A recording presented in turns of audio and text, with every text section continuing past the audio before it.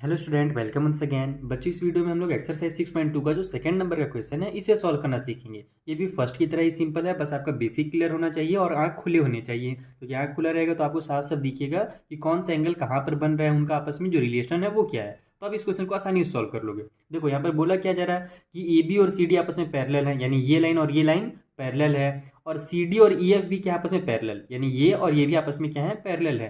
तो ये ध्यान रखना कि अगर ये दोनों पैरेलल हैं और ये दोनों पैरेलल है, इसका मतलब ऊपर वाला और नीचे वाला भी क्या होगा, आपस में पैरेलल होगा। ये हमारा एक थ्योरी है, एक्सियम है। ठीक है, यानी ये और ये भी हमारे क्या हो गए, आपस में पैरेलल हो गए। अब हमको कुछ हिंट दिया हुआ है कि y और z जो एंगल बने हुए हैं ना, उनका रेशियो 3:7 है। y कहाँ पर बना है, यहाँ पर। z बना हुआ है यहाँ पर। तो इनका रेशियो 3:7 दिया हुआ है और हमको फाइंड करनी है x की वैल्यू, क्योंकि यहाँ पर साफ साफ बोला जा रहा है फाइंड x।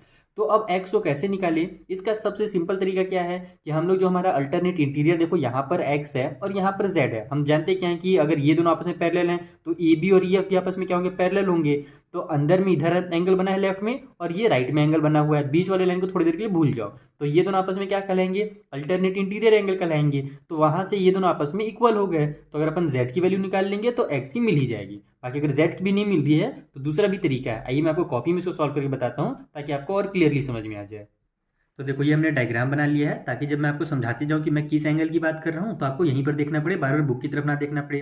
तो सबसे पहले तो हमारे पास हमको दिया क्या गया है क्वेश्चन में, तो यहाँ पर लिख लो अब गिवन। हमको दिया क्या गया है भैया कि जो ए बी हमारा लाइन है वो पैरेलल है सी डी के, एंड जो सी डी हमारा लाइन है वो पैरेलल है ई एफ के। तो हमारा इसलिए ए बी और सी डी जो हमारे ई एफ है तीनों आपस में पैरेलल हो जाएंगे।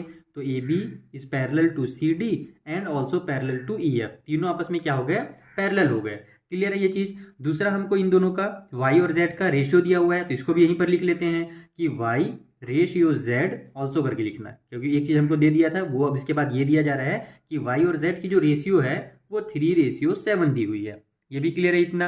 तो अब हम लोग देखते हैं कि यहाँ से हम लोग ये x की वैल्यू कैसे निकाल सकते हैं। तो सबसे पहले तो ये ध्यान दो कि हम लोग को जब कभी भी रेशियो दिया रहता है तो मैंने आपको बताया है उसको x मान करके सॉल्व करो, वहाँ से आपको x की वैल्यू मिलेगी तो रेशियो की वैल्यूज मिल जाएंगी आसानी से। लेकिन इन दोनों का कुछ रिलेशन आपस में नहीं जम रहा, क्योंकि ये तो ऊपर बन रहा है और ये इधर अंदर बन रहा है। तो एक्सटीरियर एंगल है और ये इंटीरियर एंगल है, तो कोई रिलेशन नहीं बन रहा। लेकिन अगर मैं इन दोनों को देखूं तो यहाँ पर ये और ये लाइन के लिए दोनों अंदर में बने हुए एंगल हैं। देखो अगर मैं ये लाइन और ये लाइन ले लूंगा तब तो y ऊपर चला जा रहा है, लेकिन ए बी और सी डी लूंगा तब x और y आपस में अंदर में आ गए हैं। तो अब इन दोनों में क्या रिलेशन है, तो दोनों कंजिक्यूटिव इंटीरियर एंगल हैं, जिसके बारे में मैंने आपको पहले ही बताया था इंट्रो वाले वीडियो में कि इसको को इंटीरियर, कंजिक्यूटिव इंटीरियर बोला जाता है और एलाइड करके भी कुछ बोला जाता है, नहीं बहुत सारे इसके नाम है। और इसमें आपस में रिलेशन क्या होता है कि इन दोनों का जब हम लोग सम निकालते हैं ना तो 180 डिग्री आता है, क्योंकि कंजिक्यूटिव इंटीरियर एंगल्स जो होते हैं आपस में सप्लीमेंट्री होते हैं। तो यहाँ पर आप वही लिखोगे। सबसे पहले तो आप ये बता दो कि एक्स और जेड जो है अल्टरनेट इंटीरियर है, जैसे कि मैंने आपको शुरू में ही समझाया था। तो यहाँ पर आप लिख लो पहले तो कि जो एक्स है वो इक्वल है जेड के, क्योंकि दोनों आपस में अल्टरनेट इंटीरियर एंगल है। तो यहाँ पर हम लिख लेते हैं अल्टरनेट इंटीरियर, ठीक है, एंगल्स। इस तरीके से हमने एक्स और जेड को आपस में इक्वल प्रूव कर लिया। अब यहाँ से आप क्या करो कि ये जो हमारी x और y है इनकी वैल्यू निकाल दो। कैसे निकालेंगे, तो इसको हम लोग ऐसे लिख सकते हैं कि x प्लस अगर हम y करेंगे तो दोनों का सम 180 डिग्री आएगा, क्योंकि दोनों कंजिक्यूटिव इंटीरियर एंगल हैं। तो मैं यहाँ पर लिख भी देता हूँ कंजिक्यूटिव इंटीरियर, ठीक है, इंटीरियर एंगल्स। तो अब हमको जब x और y का वैल्यू पता चल गया कि 180 है, तो हम लोग x से जगह हम ये भी जानते हैं कि x और z भी आपस में क्या है, इक्वल है ना। x और z हमने क्या किया, इक्वल किया है। तो x की जगह पर मैं z लिख सकता हूँ। लेकिन अभी हमने इन दोनों की वैल्यू कुछ नहीं लिखी है, तो पहले तो आपको ये लिखना पड़ेगा यहाँ पर कि मान लेते हैं कि जो y है वो कितना है, 3x है, और यानी कि एंड जो z है हमारा वो 7x है, क्योंकि दोनों का रेशियो 3 और 7 था। तो इसको 3x तो इसको 7x मान लो, तभी ना वहाँ से वैल्यू निकलेगा। लेकिन अगर मैं केवल यहाँ पर z और y लिखते रहूँगा तो कुछ तो वैल्यू निकलेगा नहीं। इसीलिए हम लोग क्या करेंगे, रेशियो उसका यूज़ करेंगे। तो x की जगह पर पहले तो अपन क्या करते हैं, हम z लिख देते हैं, क्योंकि ये दोनों आपस में इक्वल थे। तो z प्लस वाई भी हमारा कितना होगा, 180 डिग्री ही होगा, क्योंकि अगर x प्लस वाई 180 है तो z वाई भी 180 होगा, बिकॉज x और z आपस में इक्वल है। क्लियर इतना। तो अब यहाँ से हम लोग z की वैल्यू हमने कितने निकाली, 7x निकाली। तो 7x लिख लो, एकदम देखो बहुत ईजी हो जा रहा है। वहाँ पर अब y की वैल्यू हमारे पास 3x थी तो 3x लिख लो। इक्वल की उस साइड में 180 डिग्री। 7 और 3 हो जाएगा हमारे पास 10x इक्वल टू 180 डिग्री। अब हमको x की वैल्यू निकालनी है, 10 को इधर ट्रांसफर कर लो तो x इक्वल टू हो जाएगा 180 डिवाइड बाई में 10, क्योंकि इधर मल्टीप्लाई में था, 0 से 0 कैंसिल, बचा क्या इतना 18। तो जो x का वैल्यू है हमारा वो 18 निकल गया। ठीक, सॉरी x का वैल्यू, कौन सा x का वैल्यू, ये वाला x का वैल्यू। अच्छा, एक सेकंड रुको ना, एक सेकंड रुको।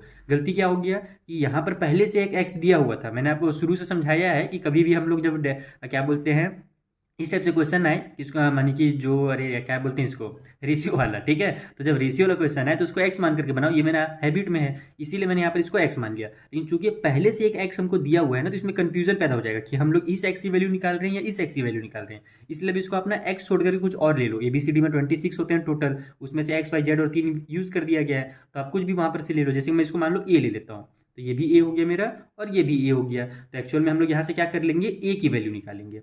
ठीक है, ये मेरा जो निकला है ना, ए का वैल्यू निकला है। तो ए का वैल्यू निकल गया हमारा 18 डिग्री। तो हमने क्या देखा कि जो हमारा z है वो है 7a। ठीक है, z कितना था, 7a था, और z और x आपस में इक्वल है। तो यहाँ पर मैं z की वैल्यू निकाल लेता हूँ। z इक्वल टू होगा हमारा 7a, यानी कि 7 मल्टीप्लाई 18। ए का वैल्यू हमने 18 निकाला है, तो 18 से बन जाएगा 126 डिग्री। तो अगर z 126 है तो हमारा x भी जो होगा वो 126 होगा। तो x इक्वल टू भी लिख दो आप 126 डिग्री, और ये हो जाएगा इसका फाइनल आंसर। तो इस तरीके से आपको इसको सॉल्व करना है। सबसे पहले तो यही ध्यान देना है, मैं थोड़ा सा एक बार और रिवाइज कर देता हूँ आपको, थोड़ा सा बड़ा क्योंकि हो गया तो हो सकता है कन्फ्यूजन मत हो जाए आपके माइंड में। ये दोनों आपस में कंसेक्यूटिव इंटीरियर हैं, इसलिए इनका सम 180 होगा। क्लियर। और अगर इन दोनों का सम 180 हो रहा है तो x और z आपस में चूंकि इक्वल है, इसलिए ये जो हमारा y और z होगा इनका भी सम 180 होगा। तो वहाँ से आपको ये वाला a की वैल्यू मिल जाएगी। जब आप इसको रेशियो को a मान लोगे तो a की value a b c d कुछ भी मान सकते हो, मैंने a ले लिया है। तो a की जब वैल्यू मिलेगी तब आप उसको क्या करोगे, उसके रेशियो वाले वैल्यू में यानी कि 7a में पुट कर दोगे, तो वहाँ से आपको z की वैल्यू मिल जाएगी। और जैसे कि हमने शुरू में ही देखा कि z और x आपस में इक्वल है, तो अगर आपको z की वैल्यू मिल गई तो आपको x की वैल्यू मिल गई। मैंने आपको ये चीज़ स्टार्टिंग में ही बता दिया था। तो इस तरीके से हमारा ये क्वेश्चन नंबर 2 होता है कंप्लीट। आई होप आपको अच्छे समझ में आ गया होगा। अगर कोई भी डाउट है तो आप मुझसे नीचे डिस्क्रिप्शन बॉक्स में, सॉरी कमेंट बॉक्स में पूछ सकते हैं। डिस्क्रिप्शन बॉक्स में आपको ना जितने भी वीडियोज़ में बनाऊंगा ना इस चैप्टर के, उसके लिंक मिल जाएंगे। Thank you once again.